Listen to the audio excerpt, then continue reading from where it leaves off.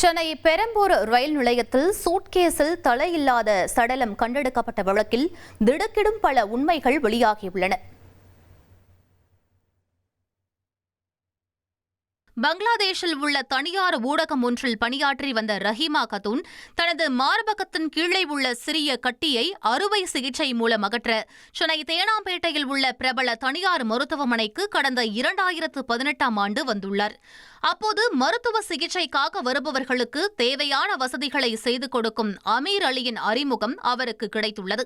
ஆனால் அமீர் அலியோ ரஹீமா அறையில் நிர்வாணமாக இருந்ததை வீடியோ மற்றும் புகைப்படம் எடுத்து மிரட்டி ரஹீமாவிடம் 5 லட்சம் ரூபாய் வரை பணம் பெற்றுள்ளார். இருப்பினும் அமீர் அலியின் ஆசை வார்த்தைகளை நம்பி ரஹீமா தனது முதல் கணவரை விவாகரத்து செய்துவிட்டு அமீர் அலியையே 2வது திருமணம் செய்து கொண்டுள்ளார்.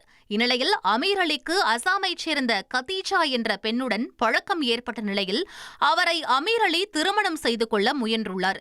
மேலும் கதீஜாவையும் நிர்வாணமாக வீடியோ போட்டோ எடுத்து வைத்து அமீர் அலி மிரட்டியதாக கூறப்படுகிறது. ரஹீமாவை பங்களாதேஷுக்கே போய்விடு என கூறி சிகரெட்டால் பலமுறை சூடு வைத்து அமீர் அலி சித்திரவதை செய்ததாகவும் கூறப்படுகிறது. இதையடுத்து ரஹீமா அமீர் அலியின் சொந்த ஊரைச் சேர்ந்த காய்கறி கடை நடத்தி வரும் அஷ்ரஃப் அலியின் உதவியை நாடியுள்ளார். அஷ்ரஃப் அலி ரஹீமா இருவரும் சேர்ந்து அமீர் அலிக்கு கடந்த 4ஆம் தேதி இரவு பாலில் தூக்க மாத்திரைகளை கலந்து கொடுத்து துண்டு துண்டாக வெட்டி கொலை செய்தது விசாரணையில் தெரியவந்துள்ளது. இனி செல்லும் இடமெல்லாம் செய்தி. தந்தி டிவியின் வாட்ஸ்அப் சேனலை ஃபாலோ பண்ணினா செல்ல இருக்கும் இடமெல்லாம் செய்தி. இதோ QR கோட் இப்பவே ஸ்கேன் பண்ணுங்க, ஃபாலோ பண்ணுங்க.